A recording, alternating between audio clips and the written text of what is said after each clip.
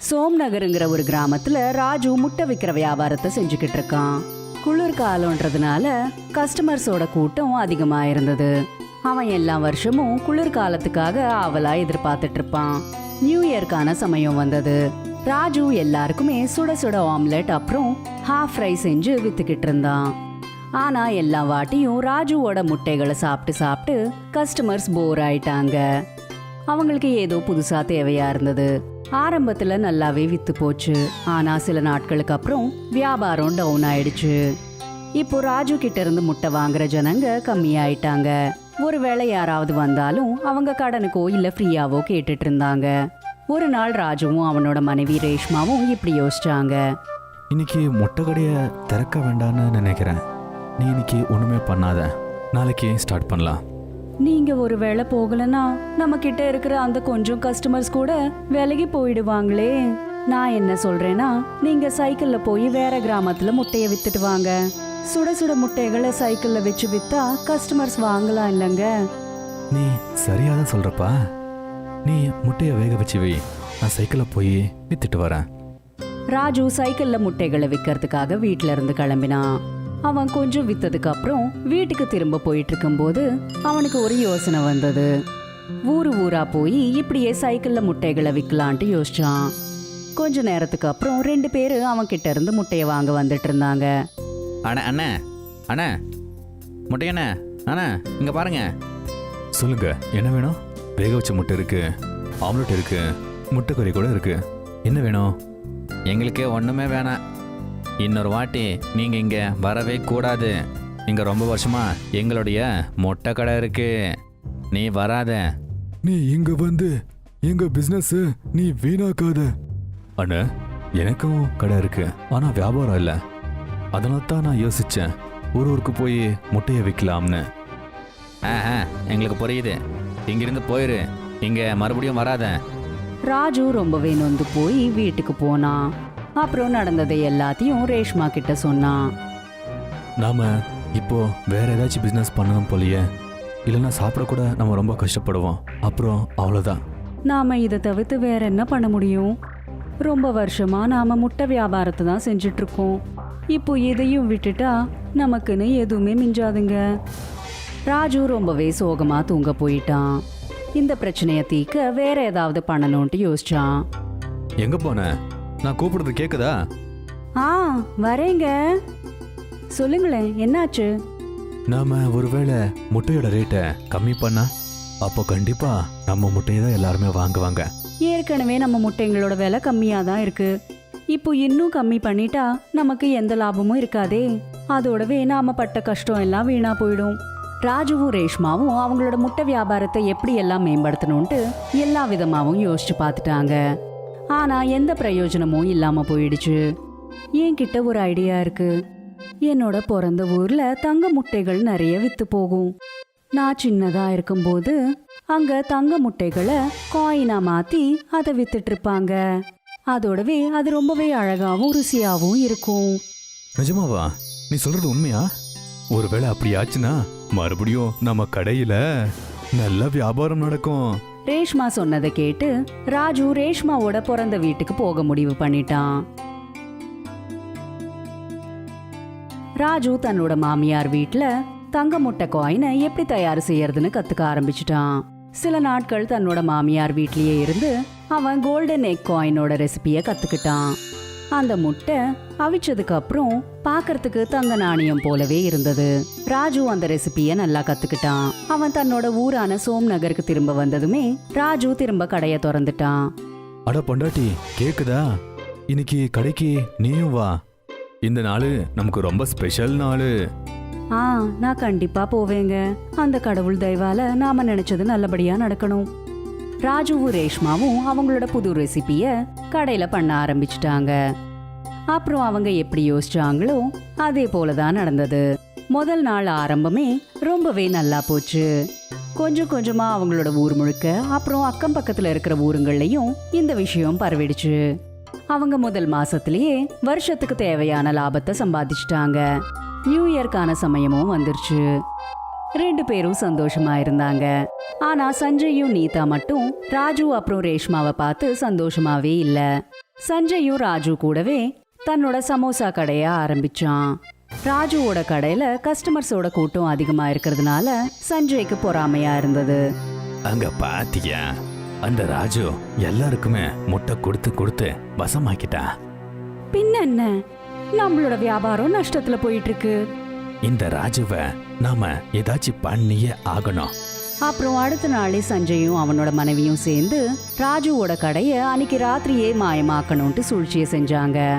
ராத்திரி ஆனதுமே கணவன் மனைவி 2 பேரும் சேர்ந்து ராஜுவோட தள்ளு வண்டியை திருடிட்டு அதை ரொம்ப தூரமா எடுத்துட்டு போய் ஒரு பள்ளத்தாக்குல தள்ளி விட்டுட்டாங்க. காலையில ஏந்திரிச்சதுமே ராஜுக்கு ஷாக் அடிச்ச மாதிரி ஆயிடுச்சு. அங்க அவனோட கடையே காணோம். ராஜுவும் ரேஷ்மாவும் இதை தாங்கிக்க முடியாம அழுதுட்டு இருந்தாங்க. அவங்க 2 பேரும் தைரியத்தையே இழந்துட்டாங்க. அவங்க ரொம்ப நொந்து போய் வீட்டுக்கு வந்துட்டாங்க. ராஜு இப்படி சொன்னான். என்ன நடக்குது? கடவுளுக்கு கண்ணே இல்லையா? இன்னும் ஒன்னும் கெட்டு போகலைங்க. நாம திரும்ப வியாபாரத்தை ஆரம்பிக்கலாங்க. எல்லா நல்ல விஷயங்கள் மேலேயும் கண்ணு பட்டுட்டு இருக்கோம். ஒரு பக்கம் ராஜுவும் ரேஷ்மாவும் கவலையா இருந்தா, இன்னொரு பக்கம் சஞ்சயும் நீதா சந்தோஷமா இருந்தாங்க. அவங்களோட சமோசா வியாபாரம் ரொம்ப நல்லா போயிட்டு இருந்தது. ராஜுவும் ரேஷ்மாவும் என்ன நடந்திருக்கும்னு புரிஞ்சுக்கிட்டாங்க. ஏதாவது ஒரு விதத்துல இதுக்கு பின்னாடி சஞ்சய் அப்புறம் நீதாவோட கைதான் இருக்கும்னு அவங்களுக்கு புரிஞ்சிடுச்சு. நம்ம மறுபடியும் கடையை போட்டோம்னா அதுக்கு நேரம் காசெல்லாம் தேவைப்படுமே. அதுக்குள்ள குளிர்காலம் தீந்துடும். நாம ஏன் நம்மளோட வியாபாரத்தை வீட்லயே ஆரம்பிக்க கூடாது? இதால நம்ம கஸ்டமர்ஸும் நம்ம கூடவே இருப்பாங்க. அப்புறம் இப்படியே கொஞ்சம் காசு சேர்த்து வச்சு அடுத்த வருஷத்துல நாம புது தள்ளு வண்டியை வாங்கிடலாங்க. ராஜுவும் ரேஷ்மாவும் அவங்க வீட்லயே முட்டை வியாபாரத்தை ஆரம்பிச்சிட்டாங்க. பெரிய பெரிய போஸ்டர்ஸ் எல்லாம் போட்டு அவங்க அவங்களோட வீட்லயே வியாபாரத்தை நல்லபடியா செஞ்சாங்க. நீ சொன்னது நல்லதா போச்சு. பாரு, மறுபடியும் நம்ம கடை ஓபன் ஆயிருச்சு. ராஜு அப்புறம் ரேஷ்மாவோட இந்த வீட்டு வியாபாரத்தை பார்த்து சஞ்சய்க்கும் நீதாக்கும் பொறாமையால வயிறெறிஞ்சுக்கிட்டு இருந்தது. அதோடவே அவங்களோட சமோசா விற்பனையும் நின்னுடுச்சு. கொஞ்சம் கொஞ்சமா அவங்களோட கஸ்டமர்ஸும் ராஜுவோட முட்டைகளை சாப்பிட ஆரம்பிச்சிட்டாங்க. அப்புறம் ராஜுவும் ரேஷ்மாவும் அவங்களோட தள்ளுவண்டி வியாபாரத்தை திரும்ப ஆரம்பிச்சிட்டாங்க. பார்த்துக்கிட்டு இருக்கும் போதே அவங்களோட கோல்டன் காயின் எக் மறுபடியும் ஊர் முழுக்க சூப்பர் ஹிட் ஆயிடுச்சு. ஒரு கிராமத்துல சூக்கா அப்புறம் லம்பு 2 சகோதரர்கள் இருந்தாங்க. ஆனா அவங்க 2 பேருக்குள்ள எப்பவும் ஒத்து போகவே போகாது. 2 பேரோட எண்ணங்கள் என்னன்னா, ஒருத்தருக்கு ஒருத்தர் நல்லா இருக்கிறது பிடிக்கலன்னு நினைச்சுப்பாங்க. அதனால 2 பேருக்குள்ள தினமும் ஏதாவது ஒரு சண்டை நடந்துகிட்டே இருக்கும். அவங்களோட அம்மா அவங்கள சமாதானப்படுத்துவாங்க. ஆனா அவங்க 2 பேரும் அவங்க அம்மா பேச்ச கேட்க மாட்டாங்க.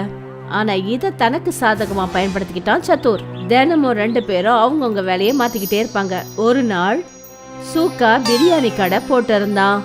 அதே லம்பு கொய்யாக்கா வித்துக்கிட்டு இருந்தான். எங்க பாரு லம்போ, நீ எனக்கு போட்டியா கொய்யாக்கா வித்துட்டு இருந்த. அதனால நான் சிக்கன் பிரியாணி விக்கிற கடைய போட்டுட்டேன். இதுக்கு மேல இங்க எதுவும் ஒம்பு பண்ணிக்கிட்டு இருக்காத. அப்படி பண்ணா உனக்கு நல்லது கிடையாது. இங்க பாருப்பா, இதையே நீ கொஞ்சம் அன்பா சொல்லியிருந்தீன்னா உன் பேச்ச நான் கேட்டிருப்பேன். ஆனா நீ என்னடான்னா இப்போ நீ என்ன மிரட்டி இல்ல சொல்லிக்கிட்டு இருக்கிற. இப்ப பாரு, நாளையில இருந்து நானும் சிக்கன் பிரியாணி விற்க போறேன். ஆனா இந்த முறை நான் உன் தொழிலை கெடுத்தே தீருவேன். சரி, பார்க்கலாம் நாம 2 பேர்ல யாரு ஜெயிக்கிறாங்கன்னு. 2 பேரும் ஏட்டிக்கு போட்டியா பேசிட்டு இருந்தாங்க. அப்பதான் சத்துர் அந்த இடத்துக்கு வந்தான். என்னப்பா இது காலங்காத்தால சண்டை போட்டுக்கிட்டு இருக்கிறீங்க? அப்புறம் சுகா, நீனா இன்னைக்கு பிரியாணி கடை போட்டிருக்க, அதுவும் சிக்கன். அடடா, ஒரு பிளேட் கூட சாப்பிட்டு பாக்குறேன் எப்படி பண்ணிருக்கேன்னு. அண்ணா, இந்த கடை உங்க கடை மாதிரி எவ்வளவு வேணுமோ சாப்பிடுங்க. சத்துர் பணம் கொடுக்காமலேயே நல்ல பிரியாணி சாப்பிட்டான். அவன் சூக்காவோட பிரியாணிய பாராட்டிக்கிட்டு இருந்தான். இந்த விஷயம் லம்புக்கு சுத்தமா பிடிக்கல. சுகா, நீ பிரியாணி நல்லா பண்ணிருக்க, சாப்பிட்டதுக்கு ரொம்ப அருமையா இருந்தது. இப்ப இங்க வர்ற ஜனங்களுக்கும் இது ரொம்ப பிடிச்சு போகும். இங்க பாருங்கண்ணே, நாளைக்கு என் கையால செய்யற பிரியாணிய சாப்பிட்டு பாருங்க, விரல கூட விட மாட்டீங்க, அவ்வளவு நல்லா இருக்கும். சரிப்பா, நாளைய விஷயத்த நாளைக்கு பாப்போம். இப்ப உங்ககிட்ட இருக்கிற கொய்யாக்காவை கொடு. உன்னுடைய கொய்யாக்காவும் எதுக்கும் குறைஞ்சதில்ல. லம்பு சின்னதா பாராட்டினதுக்கே சந்தோஷமாயிட்டான். அப்புறம் சத்தூருக்கு ஃப்ரீயாவே கொய்யாக்கா கிடைச்சது. சூக்கா நாள் முழுக்க ஒரு பிளேட் பிரியாணி 50 ரூபான்னு வித்தான். அவனுக்கு நல்ல வருமானம் கிடைச்சது. இந்த விஷயம் அவன் கண்ணை பறிச்சுக்கிட்டு இருந்தது. சாயந்தரம் 2 சகோதரர்களும் அவங்க வீட்டுக்கு போயிட்டாங்க. மறுநாள் லம்பு சூக்காவுக்கு முன்னாடியே அவனோட கார்ட்டை எடுத்து புறப்பட்டான். அப்புறம் அவன் அந்த போர்டில் எழுதிட்டான், சிக்கன் பிரியாணி ஒரு பிளேட் 40 ரூபான்னு. கொஞ்ச நேரத்துல அங்க சூக்காவும் வந்துட்டான். முட்டாள், இவ்வளவு விலை குறைவா பிரியாணி விற்கிற? இன்னைக்கு உன் பிரியாணியை நீ எப்படி விற்கிறேன்னு நான் பார்க்கறேன். ரெண்டு பேருக்குள்ள இருக்கிற விலை வித்தியாசத்தை பார்த்துட்டு ஜனங்க லம்பு கிட்ட தான் போனாங்க. அப்புறம் விலை கம்மியா இருந்ததுனால வயிறு நிறைய பிரியாணி சாப்பிட்டுட்டு இருந்தாங்க. இத பார்த்ததும் சூக்காவுக்கும் தன்னோட பிரியாணியை விலை குறைக்கணும்ன்ற ஐடியா வந்தது. அவன் 50 ரூபாய் போட்டிருந்த இடத்துல 40 ரூபான்னு எழுதிட்டான். இப்ப ரெண்டு பேர் கடையிலயும் சரிசமமான விலை போட்டிருந்தது. அப்புறம் சாயந்தரம் பிரியாணியை வித்துட்டு அவங்க வீட்டுக்கு வந்தாங்க. நான் கேள்விப்பட்டேன் இன்னைக்கும் நீங்க ரெண்டு பேரும் நஷ்டத்துல வந்திருக்கீங்கன்னு. அம்மா, இவன் என்ன மிரட்டினான். இப்போ இவனுடைய கடையை நான் மூடாம விட மாட்டேன். அம்மா, உங்களுக்கு ஒரு விஷயம் தெரியலன்னா தயவு செஞ்சு எதையும் பேசாதீங்க. சரிப்பா, இனிமே நான் எதுவும் சொல்ல மாட்டேன். நீங்க ரெண்டு பேரும் எக்கேடாவது போய் தொலைங்க. ஒரு நாள் காலையில சத்துர் சூக்காவை பார்க்க வந்தான். வா சித்திரண்ணே, உட்காரு. இங்க பாருப்பா, நீ என் சொந்தக்காரனா நினைக்கிறேன். அதனாலதான் உனக்கு வியாபாரத்தை பத்தி கத்துக் கொடுக்கலான்னு வந்திருக்கேன். அண்ணே, இது நாள் வரைக்கும் நீங்க சொன்னதை மதிச்சுதான் நாங்க வியாபாரம் பண்ணிக்கிட்டு இருந்தோம். நீ இனிமே பிரியாணி 5 ரூபாய்க்கு விற்க ஆரம்பிச்சிடு. பிரியாணி 5 ரூபாய்க்கு வித்தா சிக்கன் கூட வாங்க முடியாதுன்னு நீ உன் சகோதரனை தோக்கடிக்கணுமா வேணாமா? அதனால உன் பாக்கெட்ல இருக்கிற பணத்தை நீ செலவு பண்ணி தான் ஆகணும். ஆனா என்கிட்ட பணமே கிடையாது. என்ன உன் அண்ணனா நான் எதுக்கு இருக்கேன்? உனக்கு எவ்வளவு பணம் வேணுமோ நான் தரேன். நீ சம்பாதிச்சதை ஆரம்பிச்சதுக்கு அப்புறம் அந்த பணத்தை திருப்பி கொடு. சத்துர் சூக்காக்கு கடன் கொடுத்தான். அதுக்கப்புறம் சூக்கா ஒரு பிளேட் பிரியாணி 5 ரூபான்னு போர்டு எழுதி போட்டான். அவன் கடைக்கிட்ட ஜனங்க லைன்ல நின்னாங்க. ஜனங்க டோக்கனை கையில வச்சுக்கிட்டு நின்னுட்டு இருந்தாங்க. லம்பு இத பார்த்துட்டு கவலைப்பட்டான். அப்பதான் அந்த இடத்துக்கு சத்துர் வந்துட்டான். என்னப்பா ஆச்சு லம்பு, எதுக்கு கவலையா இருக்க? சங்கடம் எதிர்க்கவே இருக்கு. காரணம் என்னன்னு என்கிட்ட கேக்குறீங்க? அப்படின்னா நீயும் பிளேட் பிரியாணி 5 ரூபாய்க்கு விற்க ஆரம்பிச்சிடு. என்கிட்ட அந்த அளவுக்கு பணமே கிடையாதுண்ணே.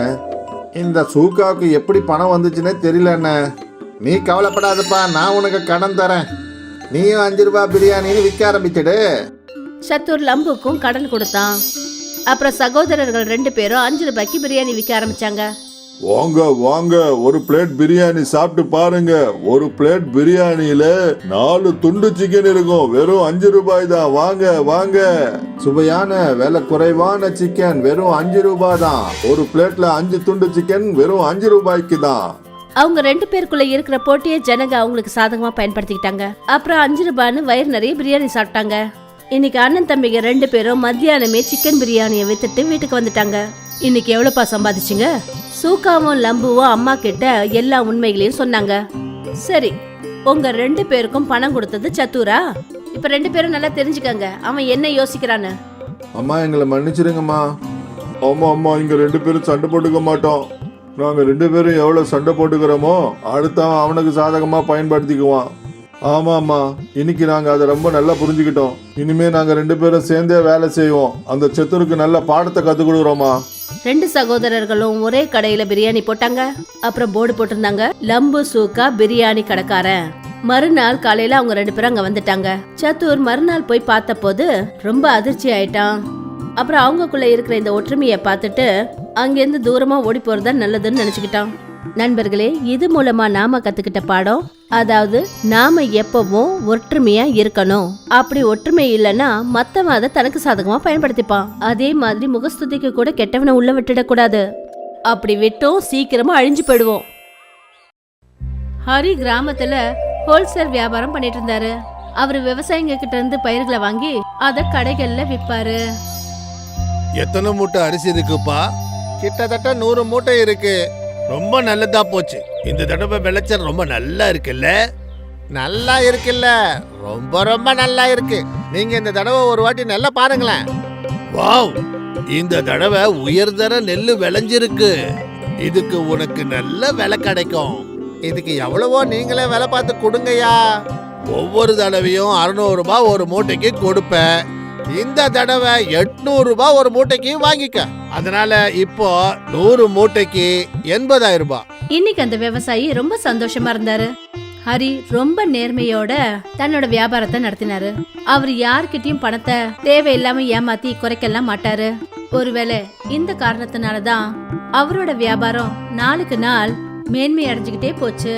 ஹரிக்கு ஒரே ஒரு பிரச்சனை தான், அவருடைய மகன் ராகுல். ராகுல், ராகுல், இப்போ மணி 9 ஆயிடுச்சு. நீ இன்னுமா தூங்கிக்கிட்டு இருக்க? அப்பா, நேத்து தூங்க லேட் ஆயிடுச்சு. கொஞ்ச நேரம் தூங்க விடுங்களேன். ராத்திரி எல்லாம் முடிச்சுக்கிட்டு என்ன பண்ணிட்டு இருந்த நீ? என்ன பண்ணுவேன்? பணம் தான் பார்த்துட்டு இருந்தேன். கண்ணா, இந்த படம்லாம் உனக்கு உதவாது. இன்னும் டைம் இருக்கு. என் கூட குடவுனுக்கு வா, ஏதாவது வேலை கத்துக்க. இல்லப்பா, எனக்கு இன்னும் டைம் இருக்குப்பா. ஹரி ராகுலுக்கு அட்வைஸ் பண்ணும்போதெல்லாம் அவன் அவங்க அப்பா சொல்ற பேச்ச கேட்கவே மாட்டான். ஹரி ரொம்ப கவலையா இருந்தாரு. அதாவது ராகுலோட எதிர்காலம் எப்படி இருக்கும்னு. ஒரு சாயந்தரம் நடந்த விஷயம். ஹரி அன்னைக்கு நேரத்துக்கு முன்னாடியே வீட்டுக்கு வந்துட்டாரு. என்னாச்சுங்க, இன்னைக்கு இவ்வளவு சீக்கிரம் வந்துட்டீங்க? ஆமா, எனக்கு இன்னைக்கு ரொம்ப உடம்பு சரியில்லை, அதான் கொஞ்சம் ஓய்வு எடுக்கலான்னு வந்தேன். ராகுல் எங்க காணோம்? துரை எங்க போயிட்டாரு? வேற எங்க, அவன் ஃப்ரெண்ட்ஸுங்களோட சேர்ந்து எங்கேயாவது ஊரை சுத்த போயிருப்பான். மாயா, ராகுலுக்கு இப்போ 25 வயசு. இது வரைக்கும் அவன் பொறுப்பாவே இல்ல. இப்போ நான் அவன் எதிர்காலத்தில் நினைச்சா ரொம்ப பயமா இருக்கு. எனக்கும் தான் கவலையா இருக்கு. ஆனா எனக்கு தெரிஞ்சு நேரம் வரும்போது அவனே சரியா நடந்துப்பான். ராகுலை திருத்துறதுக்கு என்கிட்ட ஒரு யோசனை இருக்கு. என்ன அது? நீங்க கொஞ்ச நாளைக்கு உடம்பு சரியில்லாத மாதிரி நடிங்க. நான் ராகுல் கிட்ட உங்க வேலைகளை கவனிச்சுக்க சொல்லிடுறேன்.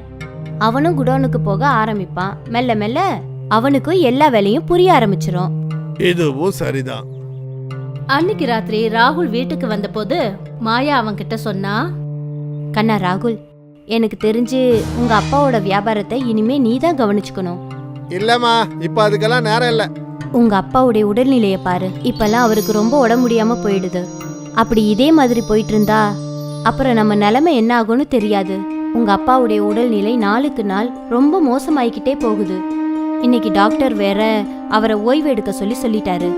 அப்படி அவர் தினமும் குடோனுக்கு போனார்னா அவரோட உடல்நிலை ரொம்ப மோசமாயிடும். நாளையில இருந்து நான் குடவனுக்கு போறேம்மா. அப்பாவை ரெஸ்ட் எடுத்துக்க சொல்லுங்க. சரி கண்ணா. மாயா நினைச்சா அவ சொன்ன இந்த யோசனை வேலை செய்யுதுன்னு. மறுநாள் காலையில மாயா ராகுலை எழுப்புறதுக்கு வந்தா. எழுந்திரு கண்ணா, நீ குடோனுக்கு போகணும்ல. ஐயோ அம்மா, கொஞ்ச நேரம் தூங்க விடுங்களேன். கொஞ்ச நேரத்திலேயே குடோனுக்கு போயிடுவேன். ஆனா 8 மணி ஆயிடுச்சுப்பா. அம்மா ப்ளீஸ்மா, கொஞ்ச நேரமா. எழுந்திரு கண்ணா, ரொம்ப லேட் ஆயிடுச்சு. மாயா போய் ராகுலை எழுப்பும் போதெல்லாம் இன்னும் கொஞ்ச நேரம் சொல்லி தூங்கிடுவான். கடைசியில 9 மணிக்கு ராகுல் எழுந்தான். நான் குடவனுக்கு போறது ரொம்ப முக்கியமாமா. நேத்து தான் நான் உன்கிட்ட சொன்னேன்ல உங்க அப்பாவோட உடம்பு சரியில்லைன்னு. ராகுல் சரி இல்லைன்னு எதுவும் சொல்லாம கடைசியில குடோனுக்கு கிளம்பி போனான். இங்க மாயாவுக்கும் ஹரிக்கும் ரொம்ப சந்தோஷம். அதாவது அவங்களோட யோசனை வேலை செய்யுதுன்னு. ராகுல் குடோனுக்கு போனான். அவங்க அப்பா உட்கார்ந்த சேர்ல போய் உட்காந்துக்கிட்டான். அட சின்ன முதலாளி, நீங்க இங்கயா? ஆமா, அப்பாவுக்கு உடம்பு சரியில்லை இல்லையா, அதுக்காக தான். அதுவும் கரெக்டு தான். நல்ல வேலையா நீங்களே வந்துட்டீங்க. நான் உங்களுக்கு காஃபி டிஃபன் அனுப்புறேன். அதுக்கப்புறம் வேலையை பத்தி பேசுவோம். சரி. கொஞ்ச நேரத்துக்கு அப்புறம் ஒரு வேலைக்காரர் ராகுலுக்காக காஃபி அப்புறம் டிஃபன் எடுத்துட்டு வந்தாரு. ராகுலுக்கு ரொம்பவே போர் அடிச்சிட்டு இருந்தது. அவன் தன்னோட நண்பன் விக்கிக்கு ஃபோன் பண்ணான். ஹலோ, எங்க இருக்க நீ? நான் தினமும் இருக்கிற இடத்துல தான்ப்பா இருக்கேன். ஆமா, நீ எங்க இருக்க? நான் எங்க அப்பாவோட குடவுனுக்கு வந்திருக்கேன். நீ குடவுன்லையா? என்னாச்சுப்பா, உங்க அப்பா உனக்கு சொத்துல பங்கு கொடுக்க மாட்டேன்றாரா? ஏய், அப்படியெல்லாம் ஒண்ணு இல்லடா. அப்பாவுக்கு உடம்பு சரியில்லை. டாக்டர் அப்பாவை ரெஸ்ட் எடுக்க சொன்னாரு. அதனால நான் குடவுனுக்கு வந்திருக்கேன். இதெல்லாம் கொஞ்ச நாளைக்கு மட்டும்தான். ஆனா எப்பா, இங்க தனியா இருக்கிறதுக்கு போர் அடிக்குது.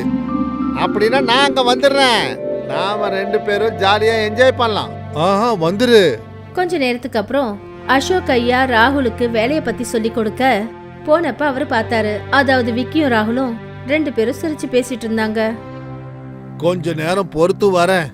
அன்னைக்கு நாள் முழுக்க அவர் வேலைய பத்தி சொல்லி கொடுக்கறதுக்காக வரும்போதெல்லாம் ராகுலும் விக்கியும் 2 பேரும் ஒன்னா கலாட்டா பண்ணிட்டு இருக்கிறத தான் பாப்பாரு. இதே போல அந்த நாளும் போயிடுச்சு. அப்புறம் ராகுலும் விக்கியும் 2 பேரும் வீட்டுக்கு போனாங்க. மறுநாளும் குடவுனுக்கு ராகுல் வந்த உடனே விக்கியும் அந்த இடத்துக்கு வந்துட்டான். சின்ன முதலாளி, மூட்டையை எண்ணி இந்த ரிஜிஸ்டர்ல கையெழுத்து போடணும். அதெல்லாம் நான் செஞ்சுக்கிறேன் அங்கிள். எங்க 2 பேருக்கும் காஃபி டிஃபனை கொஞ்சம் கொடுங்க. சரி தம்பி. அசோக்கு புரிஞ்சு போச்சு. அதாவது ராகுல் அங்க வேலை செய்யணுங்கிற எண்ணத்தோட வரலன்னு. மத்தியான சமயத்துல அசோக்கு ஹரிக்கிட்ட இருந்து போன் வந்தது. அசோக் அண்ணே, அங்க நிலைமை எப்படி இருக்கு? ராகுல் எல்லாத்தையும் கத்துக்கிறானா? இல்ல முதலாளி, சின்ன முதலாளி இங்க கலாட்டா பண்றாரு. அசோக் ஐயா ஹரி கிட்ட எல்லா விஷயத்தையும் சொன்னாரு. அசோக் ஐயா சொன்னதை கேட்டதும் ஹரிக்கு பயங்கரமான கோவம் வந்துடுச்சு. ஹரி அந்த போனை கட் பண்ணிட்டாரு. மாயா, என்னுடைய வியாபாரத்தை ராகுல் பாத்துக்குவான்ற நம்பிக்கை எனக்கு போயிடுச்சு. நீங்க ஏன் இப்படி சொல்றீங்க? ஏன்னா அவனுக்கு எந்த பொறுப்பும் இல்ல. அவன் குடவனுக்கு அவன் ஃப்ரெண்ட கூட்டிட்டு வந்து கலாட்டா பண்ணிட்டு இருக்கான். நாம நினைச்சது என்ன, அவன் குடவுல இருந்தா வேலை கத்துக்குவான்னு நினைச்சோம்.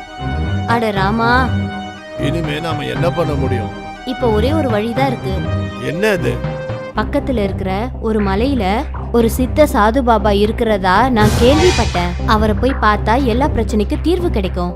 எனக்கு நம்பிக்கை இருக்கு. நம்மளோட பிரச்சனைய நிச்சயமா அவர் தீர்த்து வைப்பாரு. நானும் அவரை பத்தி கேள்விப்பட்டிருக்கேன். நாளைக்கே போய் அவரை பாப்போம். அன்னைக்கு ராத்திரி ராகுல் வீட்டுக்கு வந்தப்ப மாயாவும் ஹரியும் அவனை கொஞ்சம் கூட திட்டவே இல்லை. மறுநாள் காலையில 6 மணிக்கு மாயாவும் ஹரியும் சாது பாபாவை பார்க்கறதுக்காக போனாங்க.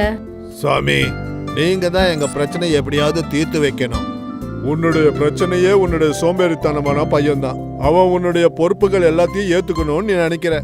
நீங்க எல்லாம் தெரிஞ்ச ஞானி சுவாமி. உன்னுடைய சோம்பேறியான பையனை மாத்துறதுக்கு என்கிட்ட ஐடியா இருக்கு. அந்த சாது பாபா ஒரு மாயம் பண்ணாரு. அப்புறம் அவரு முன்னாடி ஒரு கண்ணாடி பாட்டில் வந்தது. அதுல எண்ணெய் நிறைஞ்சிருந்தது. இது ஒரு மாய எண்ணெய். உன்னுடைய பையன் சாப்பாட்டுல இதை கலந்து கொடு.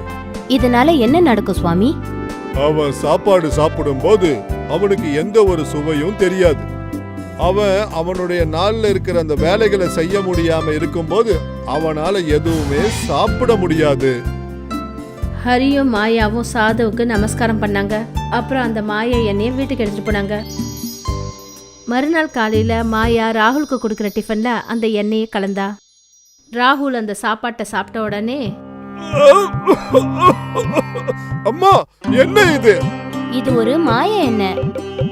நீ அந்த நாளோட வேலைகளை ஒழுங்கா செய்யாத வரைக்கும் உன்னால ஒரு வாய் கூட சாப்பிட முடியாது.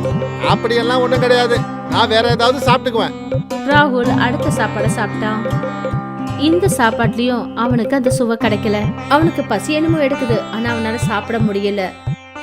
பல மணி நேரம் கடந்து போச்சு. அப்பா, நான் இப்ப என்ன பண்ணணும்? இததான் எதிர்பார்த்தேன். குடவனுக்கு போ, கணக்கு வழக்குகள்லாம் போய் பாரு, அப்புறமா சாப்பிடு. சரிங்கப்பா. ராகுல் அங்கிருந்து குடவனுக்கு ஓடினான். அவன் அசோக் ஐயா கிட்ட கணக்கு வழக்கு புத்தகத்தை கேட்டான். ரெஜிஸ்டர்ல பணத்துக்கான கணக்கை எழுதினான். அங்கிள், ரொம்ப பசிக்குது, சாப்பிட ஏதாவது கொடுங்களேன். அந்த வேலைக்காரன் உணவை எடுத்துட்டு வந்த உடனே ராகுல் அந்த உணவை உடனே சாப்பிட்டான். அப்பதான் அவனுக்கு சாப்பாட்டு ருசி தெரிஞ்சது. அவன் ரொம்ப சந்தோஷப்பட்டான். அன்னையில இருந்து தினமும் மாயா ராகுலோட உணவுல அந்த மாய எண்ணெயை சேர்த்துப்பா. அப்புறம் அவனும் முதல்ல தன்னோட வேலையை முடிப்பான், அதுக்கப்புறமா சாப்பாடு சாப்பிடுவான். இது வரைக்கும் எல்லாமே சரியாதான் இருந்தது. அப்புறம் ஒரு நாள் அந்த மாய எண்ணெய் முடிஞ்சு போச்சு. இப்ப என்ன பண்றது? ஆனா அதுக்குள்ள ராகுல் குடோனுக்கு போய் தன்னோட வேலையை பார்க்குற பழக்கம் வந்துடுச்சு. அவன் முதல்ல குடோனுக்கு போனான். அங்க அவனோட வேலையை அவன் முடிச்சான். அதுக்கப்புறம் இந்த உணவை சாப்பிட்டான். ஹரியோட சொந்த புள்ள திருந்துட்டான். அப்புறம் இதெல்லாம் அந்த சாது பாபாவோட மாய எண்ணெயோட வித்தை தான்.